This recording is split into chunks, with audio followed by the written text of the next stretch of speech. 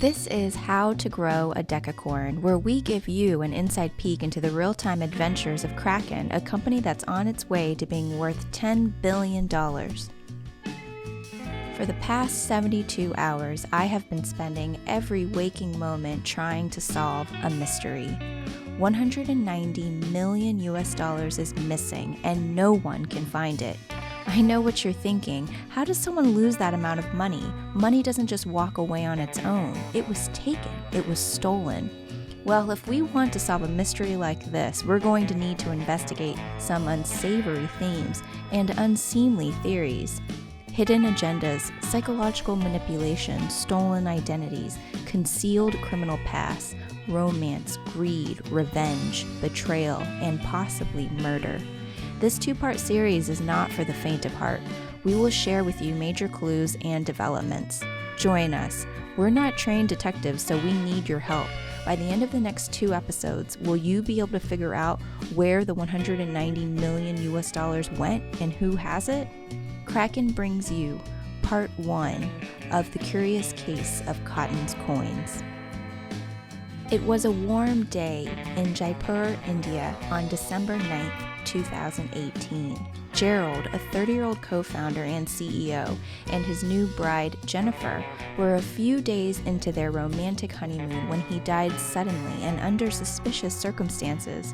What the doctors couldn't have known is that Gerald's death would trigger one of the biggest mysteries in an already intriguing industry and the hunt for 190 million stolen US dollars. Hi everybody, welcome back to How to Grow a Decacorn. My name is Christina and I'm joined by Jesse. Hey, how's it going? So today is not a very happy day. I'm a little saddened regarding the topic of this episode. There are over 100,000 people right now who do not have access to funds that they trusted a crypto exchange to keep safe for them. That exchange is called Quadriga CX, a Canadian exchange that's actually been around for about 5 years. Jesse, did you want to tell us more about that and why we're here today? Right. So the catalyst to this whole thing is the death of the co-founder CEO, Gerald Cotton, in India on his honeymoon. He is said to be the only person with the private keys to the cold wallets for the exchange. So that's $190 million worth of money that's missing right now. About 140 of that is crypto. Just over a year ago, we launched on Boxing Day in 2013. Cool. There really weren't many options here in Canada for people to buy and sell Bitcoins. There was one exchange that was pretty much leading the pack. And then other than that, you pretty much had to send a wire over to Japan if you wanted to buy Bitcoin. But really, there weren't that many options. One of the biggest stumbling blocks and hurdles was that it was just so hard to buy Bitcoin in Canada. You couldn't hook up your bank account anywhere. It was just such a challenge. So I already had a lot of things set up in terms of the banking and payment processing. So really, it was just a matter of setting up an exchange and then integrating that with everything that I had previously built up in that sort of industry. 4 months later, after a lot of testing and challenges along the way, everything was set up and ready to go. So we launched right after Christmas. And because there were so few options in Canada, we ended up getting a lot of clients right away. I'm still in total shock. I can't believe everything I've read in the past 48 hours. Yeah, it's pretty insane. There's some speculation that his death was not natural, that he was murdered, or that his death was faked, and that he ran away with the money. He could be on a tropical island right now, laughing. He could be. We know at least one person who attended the funeral, and we did hear that his family was mourning, just as you would expect them to be, genuine sadness and mourning. I think unlikely that they are faking that. So they probably believe that he did pass away. And they're probably extremely upset by it. He was only 30 years old. Yeah. So yeah, there's quite strong evidence that he actually did die at this point. I'd say maybe there's like a 5% chance that this is totally staged, but everybody would have to be in on it for that to be a reality. There's still some questions as to how he came to have this perforated stomach. He has Crohn's disease. It's not a usual thing for someone with Crohn's to have. However, people get all kinds of stomach problems in India, so maybe some sort of complication with some other issue. There was no autopsy done, and so we don't know for sure. And another thing that's suspect is that the guy who would have done the autopsy said that, well, if there was anything suspicious, the wife would have asked for an autopsy, right? I guess, assuming that the wife would have nothing to do with it. But obviously, if the wife had something to do with it, she would not want the autopsy. So there's just still some doubts about how he actually came to be in the hospital with this severe problem. And Crohn's disease, for anybody who was wondering, it is an inflammation of the bowels. When you are diagnosed with Crohn's disease, it does typically happen when you are younger, prior to being 30 years old. So the fact that he was diagnosed at around 25 makes sense. When you have Crohn's disease, there's actually many foods that you should avoid. It does depend on, it turns out that if you have Crohn's disease, it's case by case. You have to figure out with trial and error which are your trigger foods and then try to stay away from them. And until you figure that out, you're going to sometimes have painful diarrhea, loss of appetite, lose weight, fever, stomach ache. It's a pretty life-altering disease. You have to manage it. There's no cure for it. So you take anti-inflammatory medication and things like that and stay away from foods that you can't handle. And so this is a serious disease, and it sounds like a really painful way to pass away. And it is possible. It's not common, but it is possible for Crohn's disease to be deadly. And he was in India, of all places, to have Crohn's disease, which some people have said, how suspicious. If you have Crohn's disease, why would you go to India? Right. Well, you're definitely rolling the dice with your stomach when you go to India. I was on a similar trip to India about 9 years ago, where I was with like 10 other people, and 9 out of 10 people had like some serious stomach issue on the trip, despite everybody being super careful about only drinking bottled water. You just get lettuce at the restaurant, you have a salad, and turns out they washed your salad in tap water. It's just like so hard to completely avoid it, to avoid getting sick or exposing yourself to some kind of like spice or something that's in your dish that you didn't know about. I think that it's very believable that he had this sudden Crohn's disease attack that unfortunately led to his death. And I personally think it's not that suspicious that he decided to go to India even though he had Crohn's disease, because you only live once. Life is short. It was his honeymoon. Maybe he's always wanted to go to India. Yeah, well, he was actually there to, apart from his honeymoon, to open up this, or to visit this, like basically an orphanage that he had helped sponsor with his wife. So they were on, doing some philanthropy while there. So, the suspicion around all this, it seems believable that he could have died from a legitimate stomach complication there, like totally random. But because he had just signed a will a few weeks earlier, leaving everything to his wife, his new wife, his wife who he had only been married to for, it's not exactly clear, but between like 2 months and 6 months. There's differing accounts of when Gerald and Jennifer got married. His wife's name is Jennifer Robertson, or at least that's her name right now, which we'll get to later. They either got married on June 8th, 2018, or sometime in October 2018. So there was an online article that quoted June 8th. However, online, his Facebook friends, or people who used to have access or do have access to his Facebook page, recall and insist that they saw him announce being married in October of 2018. But either way, whether it was June or whether it was October, they had just gotten married very recently. All right. So at the most, they've been married for like 6 months. And then just a few weeks before the trip to India, he creates a will. November 27th.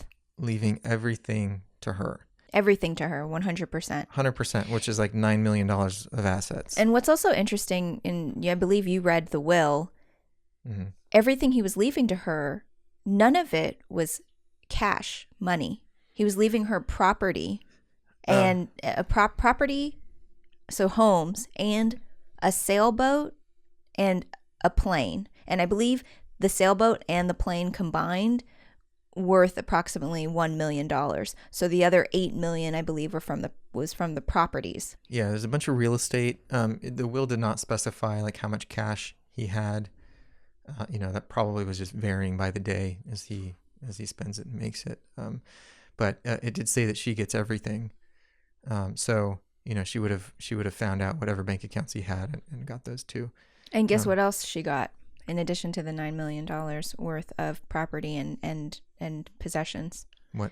She got his stake in Quadriga, 41.2% of Quadriga. That's, to me, that's more of a burden than anything. Right now, she's got to deal with this wind down or wind up. What do you do with this company basically now that's bankrupt? The shares are not worth anything at this point. The company is not worth anything. She's just going to have to deal with the creditors and trying to put this thing to bed. What's interesting is when you have Crohn's disease, you should be taking, you have to take medication, things like anti-inflammatories. Mm-hmm. He was probably taking pills. It's possible his medication while in India, it's possible that somebody could have used that as a convenient way to poison him. Sure. Well, there's probably many opportunities to poison him, right? He's probably just eating food all the time. So, but that would be a convenient way. You know only he's taking the medication. You know when he's taking it, and you know how many capsules he's taking. Yeah, see, I think that would be a good way to do it if you were going to, like, if you were not on the trip with him. If you wanted to like give him some poison before he left, to poison his pills, he's going to take those with him. Yeah, right. That would be smart. But while he's there, you have so many opportunities to, slip something in his drink or whatever. The pill thing is not really necessary. So I'd say like if we found out that the pills were poisoned, I would say it's more likely someone back home poisoned him than his wife. If we found out that there was poison in him, but nothing he had with him was poisoned, then it seems like someone who was close to him on the trip at some point could have done it. And it's unfortunate that this had to all happen in India, where his new wife was probably very overwhelmed. They're taking him, they were staying at a very nice hotel. It was about a 20-minute drive for them to go down the street to a very what is considered a very nice hospital for India and for that area, special treatment center. And she was probably totally out of her element, probably not in the best position to be a health advocate for him. So who knows how great of treatment he was getting, or how clearly he was able to communicate his symptoms and his past history with Crohn's disease. Who knows how familiar that doctor was with Crohn's disease.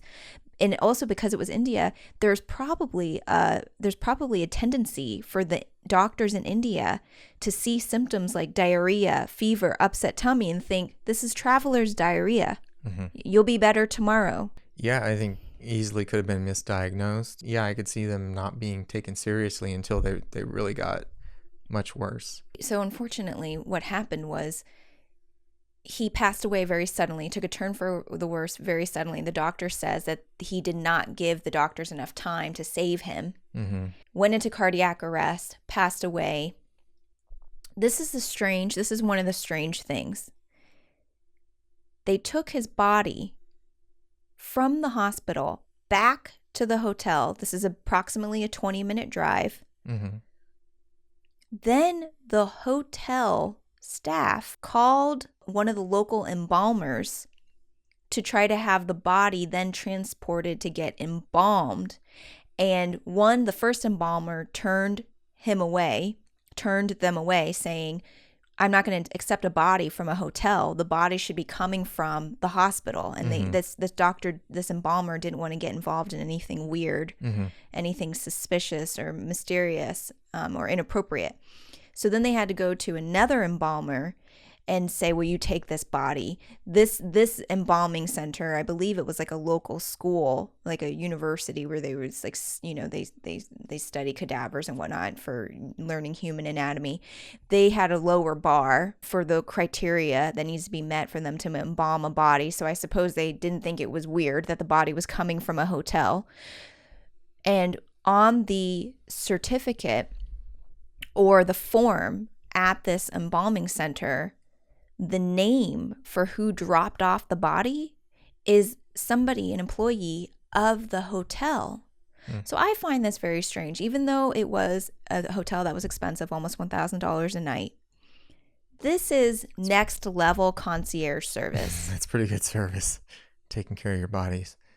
It's hard for me to imagine that even if the staff felt sympathy for Jennifer, this, Canadian woman, away from home on her honeymoon, what horrible tragedy, 30-year-old young man passes away suddenly. Even if they felt extreme sympathy for her and wanted to try to help make it the best experience possible, I have a very hard time believing that they would do this because it seems incredibly inappropriate. I would like to think that they have to be worried about health code violations of having a dead body back at the hotel. I think that they would have to worry about legal liability if they mishandled the body, if they lost the body, if they would be completely liable. So I would feel like they would say, absolutely no way, we can't help you with this body. This is interesting, yeah, that the body went back to the hotel before going on to the embalmer. But, is there anything suspect about that other than like the amazing service? I suppose this is like an advertisement for the hotel. Well, because it seems so unbelievable. Why would a hotel expose themselves to that much risk and liability? Were they worried about a bad review on TripAdvisor saying that my new husband passed away and they didn't help me with the body? Mm-hmm. The only explanation I can think of is she lost control at the hospital, was in a total state of shock that he passed away, somehow managed to convince somebody to help her carry him out of the hospital into a taxi cab of some sorts, against the doctor's orders when maybe the doctors weren't looking, found somebody to help her carry him out, got to the hotel, and then they realized, well, you're here now, we have to help you. Well, it's possible that the hotel just said like, okay, he's gone, we need this bed back, we need you to take the body, and she just didn't know what else to do, and then realized later, oh, I need to get him to an embalmer. I should have thought of that before I left the hospital, and then just had to deal with it then. But I can't think of like a really like, if this death was staged, or if there's some sort of foul play or something here, like what would be the benefit of taking the body back to the hotel? It just seems like an honest thing that, I don't know, obviously not ideal, but I don't know, it seems strange. Happened. And what kind of protocols do they have at this hospital? This is supposedly a nice hospital. Mm-hmm. What kind of protocols do they have where a dead body can be so quickly taken without any servicing done to that body yet? For example, was he an organ donor? If he was an organ, wouldn't they have asked, or is he an organ donor? Because if so, then are you comfortable with us making good use of his organs before they go into failure? So it just seems odd that this is even possible. His body was like septic, so the organs were probably poisoned. Most of the organs, maybe you could take his eyes or his retinas or something like that. But yeah, I don't know. So then back to the hospital, then the embalmer, and he gets embalmed. So yes, at no point was there an autopsy done as far as we're aware, because anybody who was involved, the doctor who tried to save him and diagnosed him dead, the embalmer, I suppose everybody involved feels like there was no obvious foul play at hand. Mm-hmm. Yeah, the story is very believable. Crohn's complication with some other kind of like stomach virus or something in India leads to perforated stomach, leads to sepsis, leads to heart attack, and leads to death. So it seems like pretty straightforward. So unless I could see how, unless the wife said something like, there's a reason, I have a reason to believe that like something unnatural happened here, that they wouldn't look into it, and there'd be no reason to suspect the wife who's there on the honeymoon. I can see why no one did it, and she didn't ask for it, and no one did it. Do you recall the sequence of events after the body was embalmed? He died December 9th, 2018, and by December 12th, the funeral parlor had the statement of death in Halifax. Mm-hmm. So they flew back with his embalmed body to Halifax, where the funeral took place, and from witness testimony from someone who was there, it was a closed casket. Right, which is interesting. I mean, there are many reasons why you would want to do that, but that's one of the things that caused there to be speculation about the fake death. Like, is there even a body, or was he cremated in India before anyone could verify this story? Some people question the wife, Jennifer Robertson. They were married in either, what was it? June or October of 2018. Yeah. Thank you. They signed a will. He signed a will giving everything to her November 27th. Mm-hmm. They went to India for their honeymoon. I believe it was maybe the 6th, December 5th, 6th, 7th, something like that. Mm-hmm. December 8th, he was admitted to the Fortis Escorts Hospital, which is where he ended up passing away the following day, December 9th. December 12th, he's back in Halifax. His body is back in Halifax, and the funeral parlor is able to issue the statement of death. Mm-hmm. All happened very quickly. Yeah. Yeah. Oh, let me say one other thing about the will that's interesting that makes me think it's less likely that the wife had anything to do with the death. And that's that the will also said that in the event that they are both dead, that he splits the assets up between her family and his family. So I would think, like, if you're going to do that, you must have, more than a superficial relationship. Like, he must have known her family, cared about her family, and they seemed to move very quickly to get a will after the marriage. But it seems like a natural thing to do before you're going to take a big trip to another country where people are known for stomach problems. I believe it is quite common to get a will created shortly after getting married, and maybe even before a honeymoon. Yeah. So all the circumstances are really not that suspect. The most suspect thing really in this case is that he was the only guy with the keys. That to me is just not believable. So, I feel like as an exchange operator, there are two scenarios here. Either he did have a plan, and that's why he wasn't worried about it. That's why he didn't say anything to his wife. That's why it's not in his will. Somebody else at the company, maybe one of the other shareholders, was the backup plan, and maybe they had the private keys. And it could be that they were supposed to act upon his death, and instead of acting upon his death, have declined to come forward, instead hoping that, maybe this will all blow over and maybe they'll get to keep all the money. The other possibility in my mind is that there were no coins to protect. The cold wallets were empty. The money was all gone. And therefore, he didn't need to have a contingency plan. You want to talk about stress? You want to talk about stress? Okay? I've stumbled onto a major company conspiracy, Mac. How about that for stress? What the hell are you talking about? This company is being bled like a stuck pig, Mac, and I got a paper trail to prove it. Check this out. So let's look back at behavior, because what we're going to be doing the whole time is looking at recalling and looking at each person's involvement and their behavior throughout these sequence of events.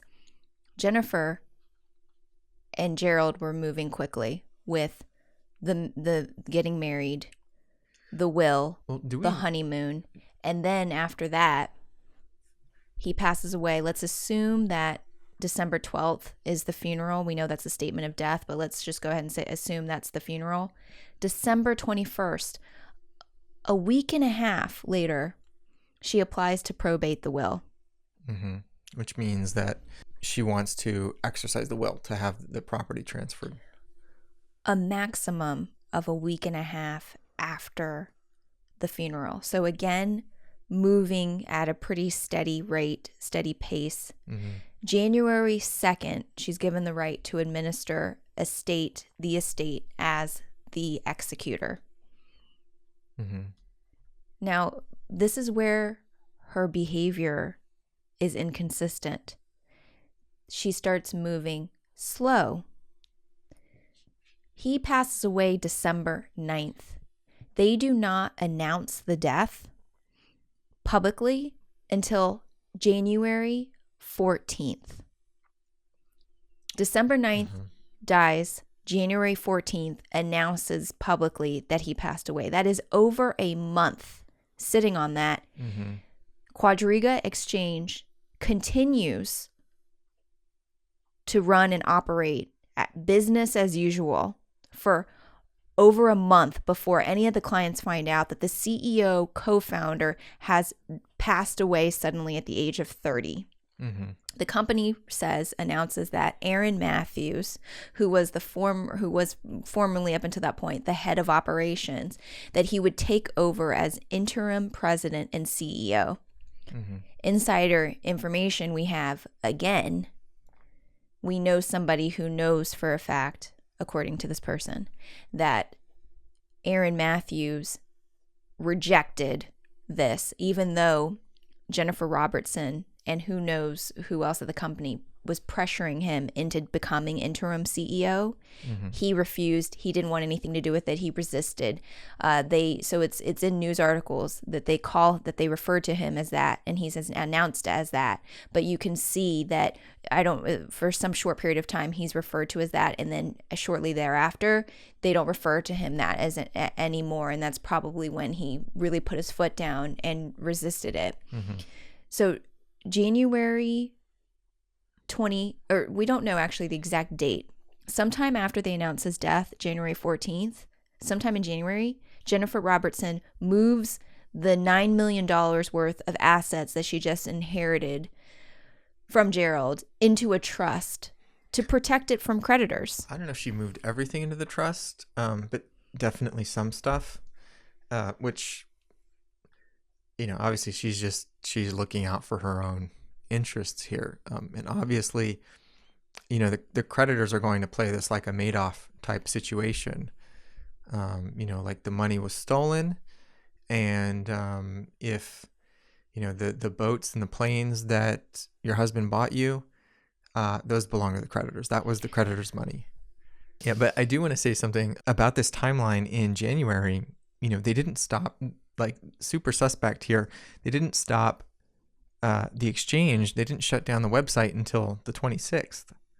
So they didn't stop taking deposits and allowing trades to go through until January 26th. He passed away December 9th, and they continued to take client funds for like over 6 weeks, right? Over a month until, yes, and so December 9th all the way to January 26th. Why? I find this suspicious. She is a fast mover. Mm-hmm. in getting married well, we don't know how long they were together, but following getting married, she's responsible and acts timely in getting the will, in planning the honeymoon, going on the honeymoon, getting the body very quick to get the body back to the hotel, go to the embalmer, fly back to Halifax, deliver the body to the funeral home, have the funeral, probate the will, become executor of the estate. So fast moving. And then everybody drags their feet on informing clients that they should stop using the exchange because they do not know where all of the money is. Right. This is shocking. I mean, the responsible thing to do in this case, as soon as you realized, and somebody would have known immediately. I mean,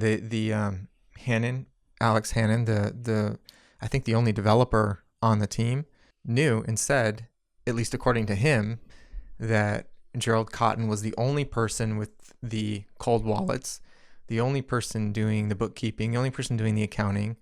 And so, I mean, as soon as this guy heard about the death, he should have said, oh my God, all this money is gone. Nobody has access to it.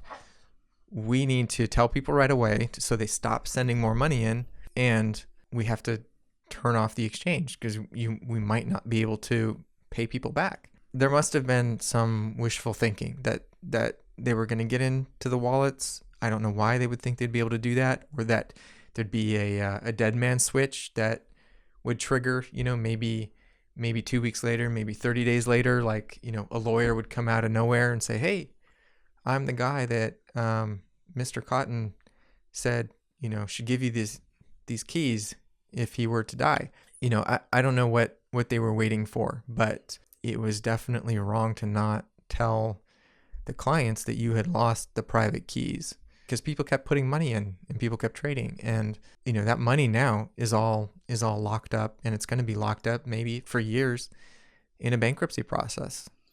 I just counted 7 weeks. They waited 7 weeks before informing clients that before shutting down the exchange, suspending trading, and no longer refusing to accept deposits.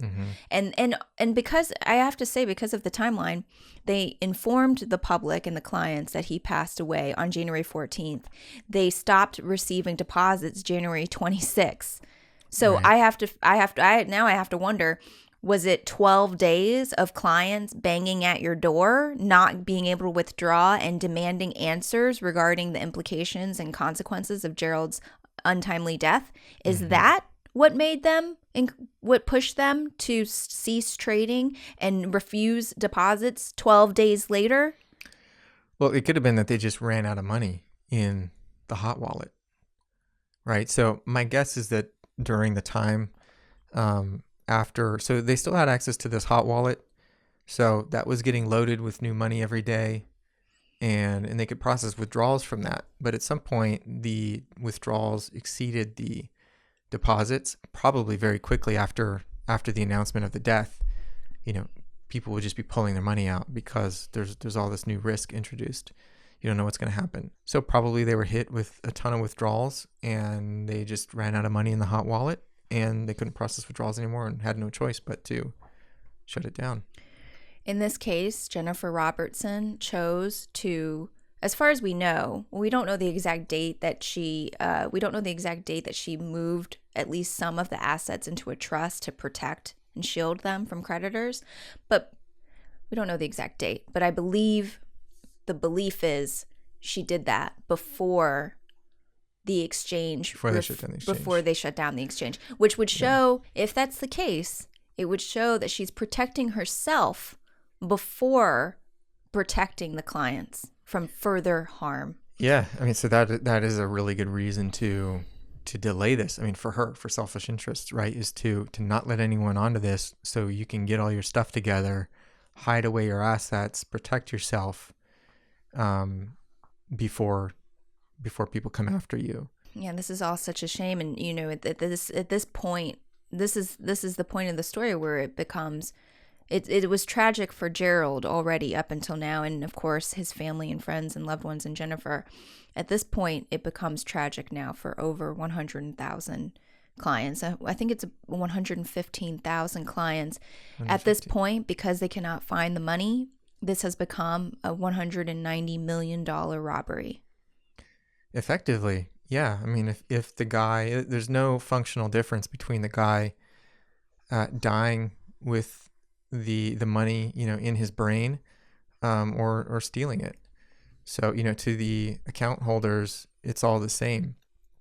They don't have their money, and it looks like they won't get their money back.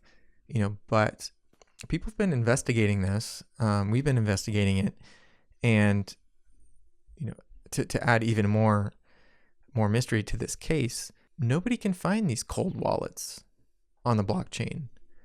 If you look at any other major exchange, it's very easy to find their cold wallets. You look at the hot wallet, you can find the hot wallet fairly easily. It's doing transactions all day long.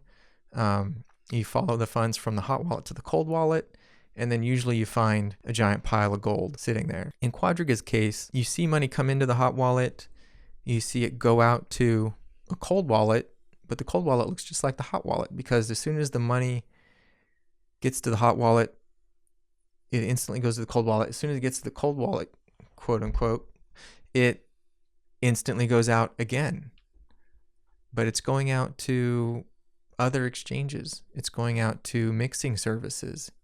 It's going to strange places that you would not expect an exchange's custodial funds to go to. The cold wallet should be cold. The money should be sitting there. It shouldn't be moving very often.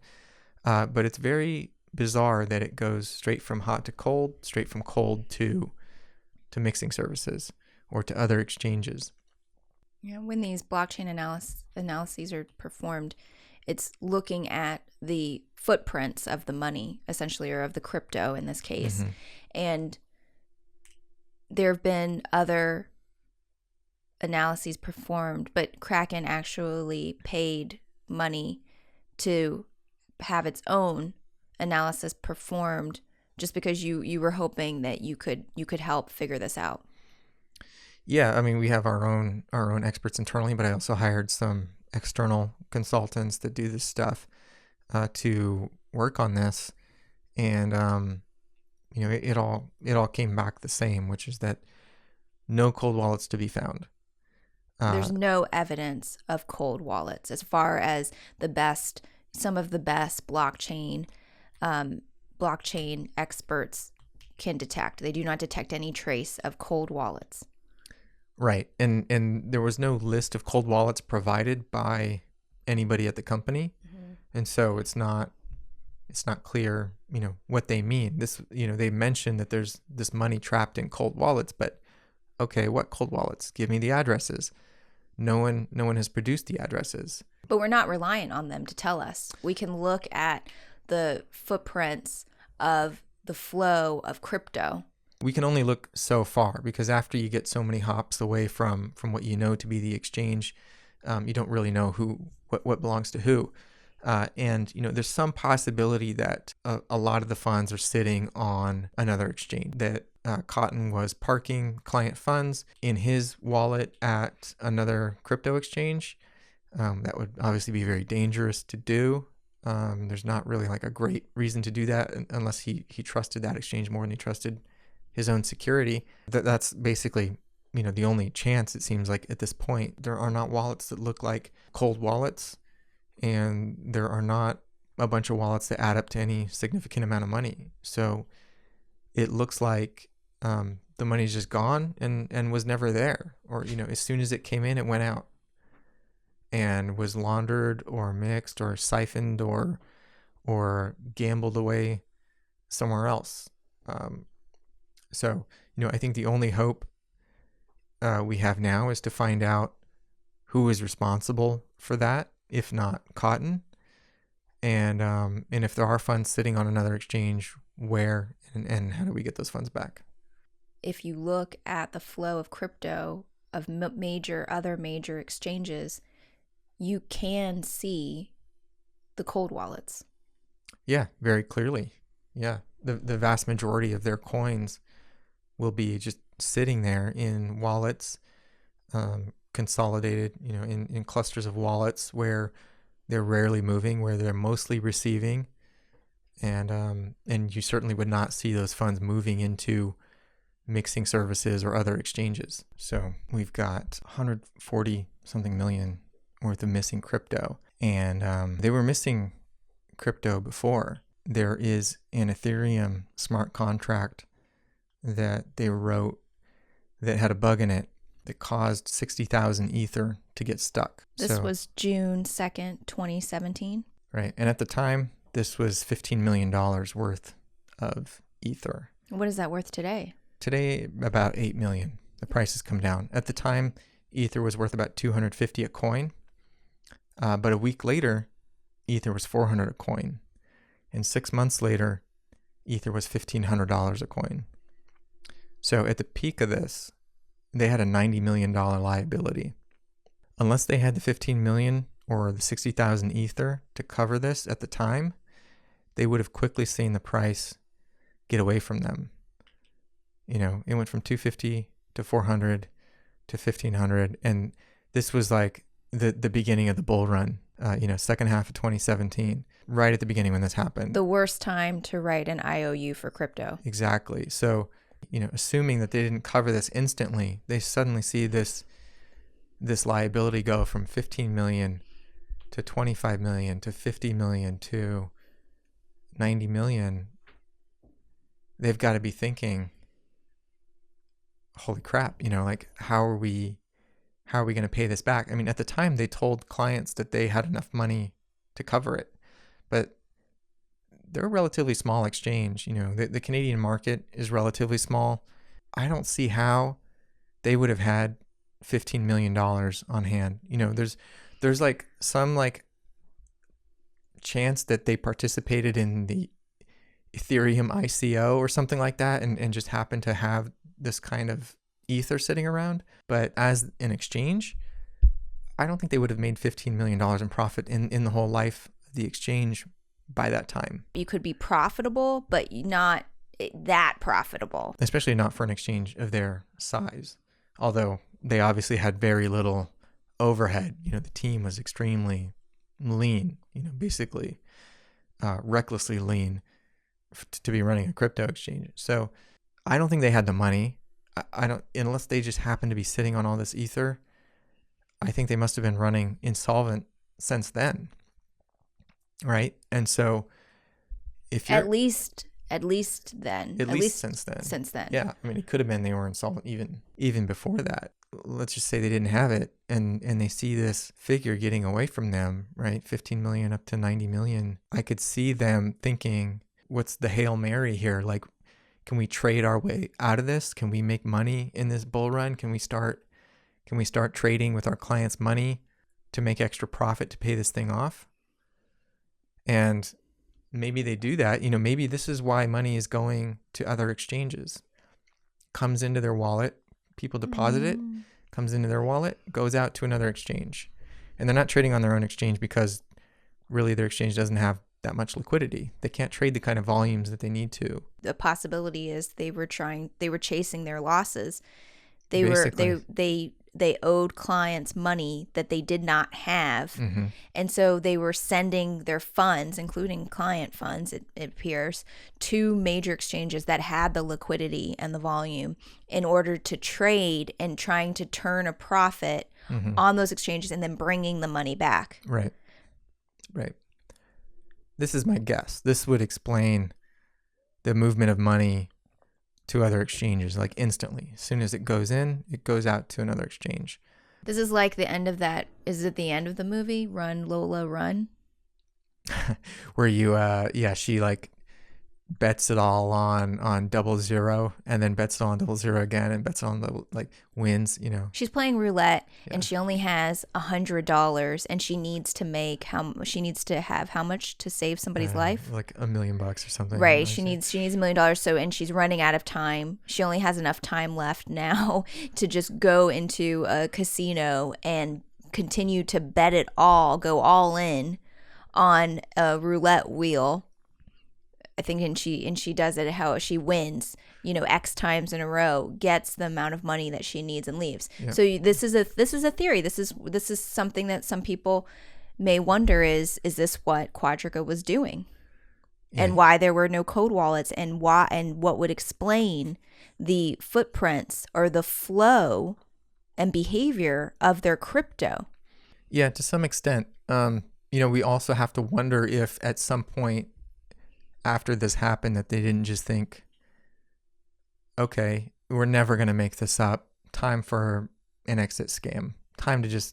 We should just siphon off some money from this, try to hide it away.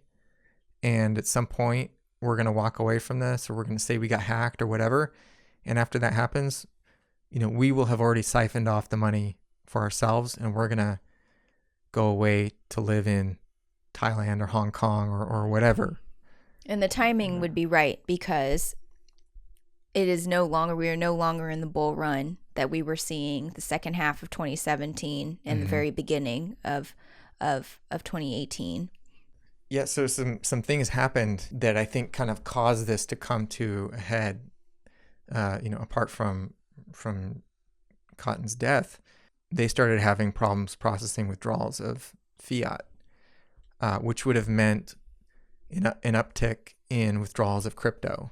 So people would have, because they lost their banking, they lost their payment processor. They had, like at least $30 million locked up between their banks and payment processors. July 12th, 2018, Quadriga posted on their company Facebook feed, July 12th. So this possibly could have been around the time that Gerald and Jennifer got married. They posted, "As you are likely aware, we have been experiencing a host of banking issues with the hostile Canadian banking system over the past few months." Again, September 2018, they post again, "Over the past few months, we have experienced one of the most harsh banking environments in Canada that we have seen since launching in late 2013. They were transparent and upfront about the stressful time they were going through during the second half of 2018. So again, some people may wonder, it's a convenient time to pull out of the business. Yeah, well, I think they were probably forced to. I mean, it's no secret that crypto exchanges around the world have problems with banks. It's very hard to hold down a bank account. And most companies have had to get new bank accounts and lose bank accounts and get new bank accounts, just as a regular course of business. So we've all heard of the issues where banks are closing down bank accounts for different Bitcoin exchanges. It's a huge mess because we were the first in Canada to have the FinTrack registration. That's why we haven't had quite as many banking issues as the other exchanges in Canada that you always are hearing having banking issues. In Quadriga's case, I think that, so I think they were short crypto. I think they didn't have enough crypto to cover the clients. They had been probably, trading, chasing their losses, trying to make more crypto, but losing. And this squeeze on the fiat banking rails caused people to withdraw more crypto.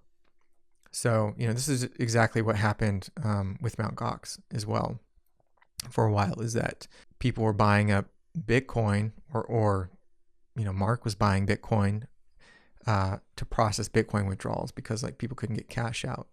So let's say they couldn't get cash out. You can't get your cash out. It's going to take 2 months to get your cash. So what you do is you just buy Bitcoin and you withdraw your Bitcoin. Well, everyone has this idea. So the price gets kind of out of sync on Quadriga. This is always a sign of danger on any exchange. When the price gets out of sync with the other major exchanges, you can suspect there's something wrong with the funding on the exchange. People are having trouble getting money out for some reason. So price on Quadriga starts to go up and get out of sync. People are aggressively buying crypto to withdraw crypto. But this means now that their crypto reserves are draining and they're fractional on crypto. So at some point, the crypto withdrawals are going to get to be more than they have.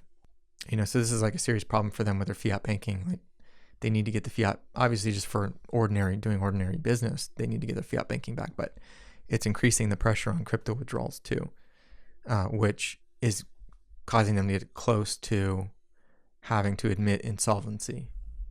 As of today, they have approximately 30 million US dollars that are tied up in the form of bank notes. And they were having difficulty trying to find a bank that would cash or deposit these bank notes for them. So out of the 190 million US dollars that are missing, that clients deserve to have, it's their money, 30 million of that is tied up in bank notes. But even if they're able to resolve that, there's still 160 million outstanding. Right. So I think that there's actually it's like 50 something million worth of fiat, and then the rest is crypto. So I think it's actually 20 million from CIBC. I think they have a check from the bank for 20 million. When the bank gives you a check, you need to find another bank to cash it for you. And their problem has been that they can't get another bank account, so they're just stuck with this check. But I think in addition to that, the other 9 or 10 million is some like scam payment processor that's like under investigation by the SEC. It's called WB21. And yes, I'm sure when the news broke, I'm sure Quadriga's team was not happy to hear this. On October 8th, 2018, so this could have possibly been around the time that Gerald and Jennifer got married, the SEC accused WB21 of $165 million in fraud. Right. Wow. So that's got to be like, twisting the knife in the side of Quadriga, right? These guys are already down 60,000 Ether, and maybe they've already been chasing their losses, losing more money, trying to trade up. Well, now they've lost a third-party payment processor in WB21. That's never good. On top of that, they had $9 million sitting with WB21 that now gets frozen. Right. And they can't get access to. And it seems like they might have stolen that money. They may never get that. WB21. Yeah. Yep. Right. So it's just like, you can't get a break, right? The Ether's gone. Now another 10 million is gone from stolen by your payment processor. You can't get another bank to cash your check. January, 20 million frozen by CIBC. October, another 9 million frozen, and possibly with intention, WB21 having intention to never give that back and steal it. $30 million.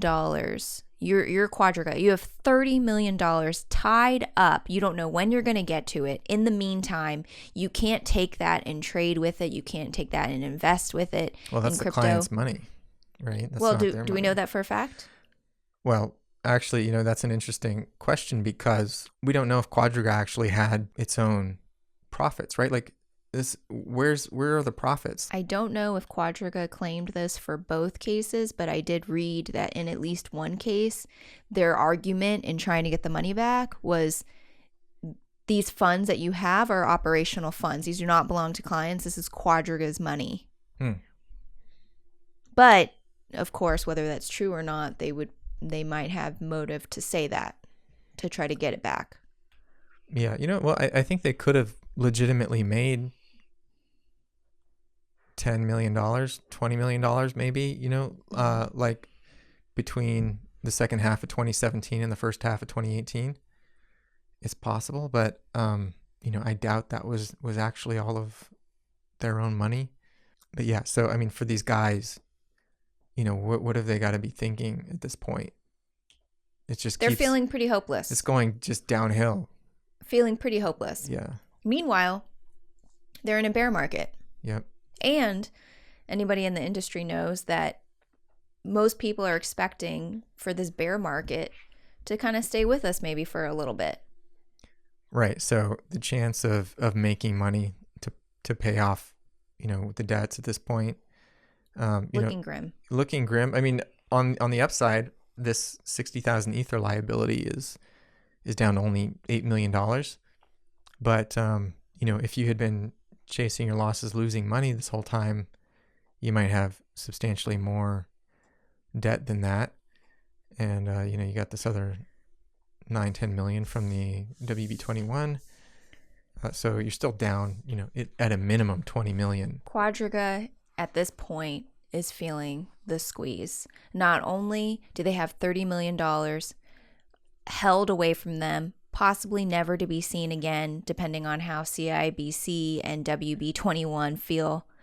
And on top of that, losing third-party payment processors left and right, which means that they are less able to receive funds and deposits from clients, which means there's less people trading, less volume being traded, less trade fees being made, lower revenue. On top of that, crypto prices are falling because we're in a bear market. The only silver lining, the only upside of Gerald's life right now appears to be his new wedded bliss with his wife, Jennifer Robertson. Mm-hmm. And let's resume back at where we are in the timeline. She dragged her feet with informing clients of Gerald's death and stopping operations of the exchange. She picks things back up again, though, when it comes to applying for creditor protection. So she shuts down the exchange, stops taking deposits January 26th. January 31st, applies for creditor protection. She's right back on the ball again. She files her affidavit. If you have not read this, you should check it out. There's a lot of information in that. February 5th, court date to appoint E&Y, Ernst & Young, to oversee proceedings. Right. So, this is basically going the way of Gox at this point. And if you do not know, should we recap our listeners? Because we've been highly involved as a partner of the Japanese trustee because we wanted to, and we became a partner because we wanted to help people get their money back. Yeah. So, to date, have creditors gotten their money back? No. And we are 5 years running with no end in sight at this point. And it's not due to lack of effort on our part. No, it's largely due to lawsuits holding this up. But also the liquidation process and all of that is really just very slow and very painful. Right, yeah. Very lengthy legal process to collect all the claims, to authenticate them, to chase down money that might be owed to the exchange, to make sure everyone gets back, the maximum. Lots that goes into it. So unfortunately, this could turn out to be a very long process for the creditors. What year did MtGox go bankrupt? So it's February 2014. 2014, and we're 2019, guys. Yep. 5 years. They still haven't seen their money. So if anyone's wondering, no, the liquidation process is not a close second in terms of preference. If you can't, you want the money back. Everybody wants the money back. Everyone wants the money found. Mm-hmm. So just in case anyone's wondering, well, if you can't find the money, at least they can liquidate everything and pay everyone back.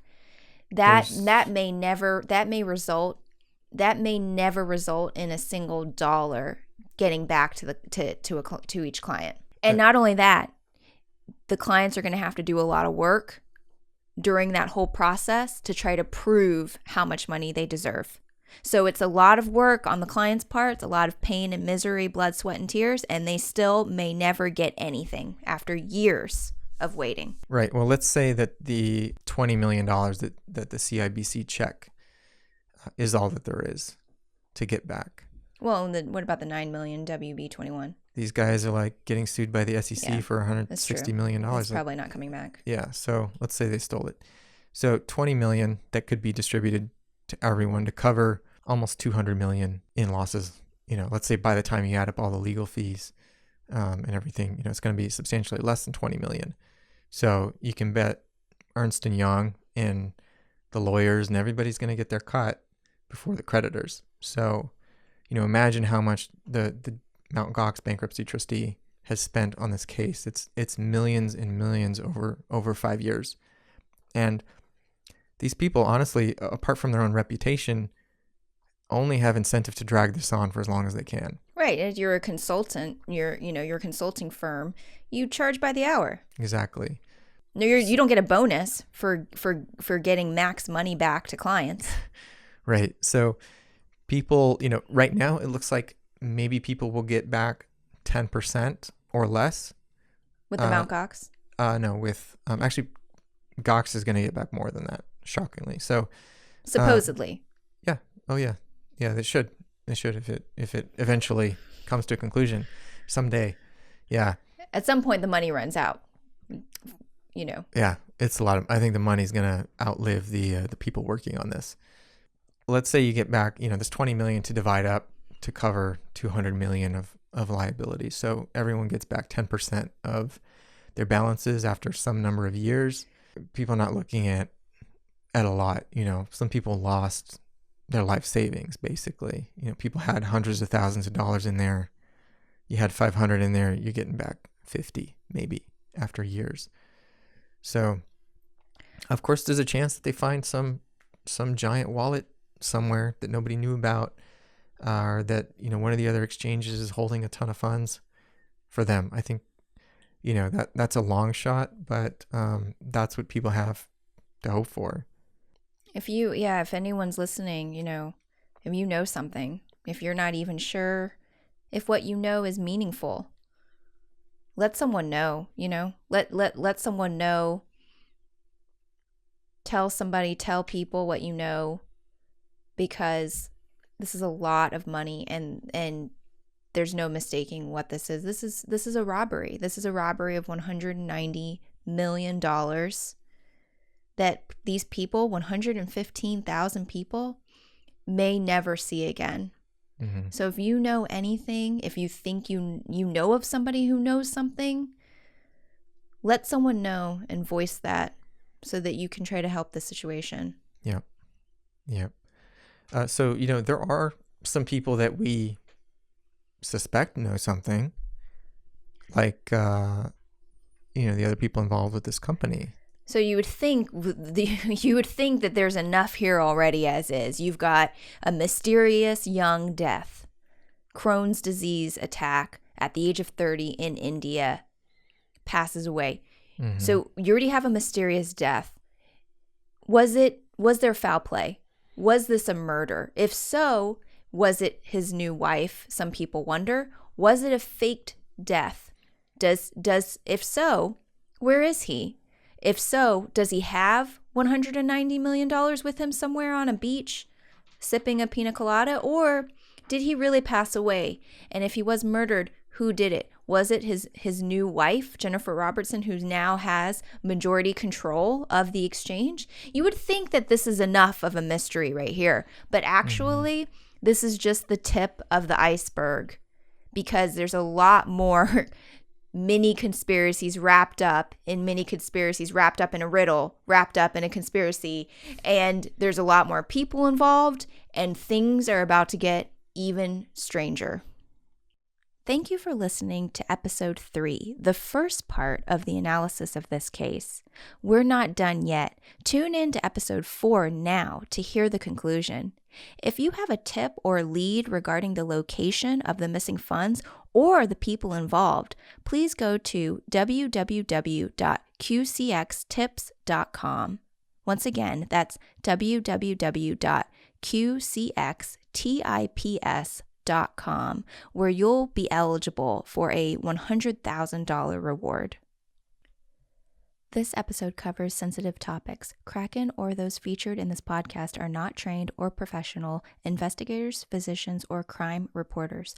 All comments made are subjective and speculative. We do not claim that any material discussed is factual or confirmed to be true.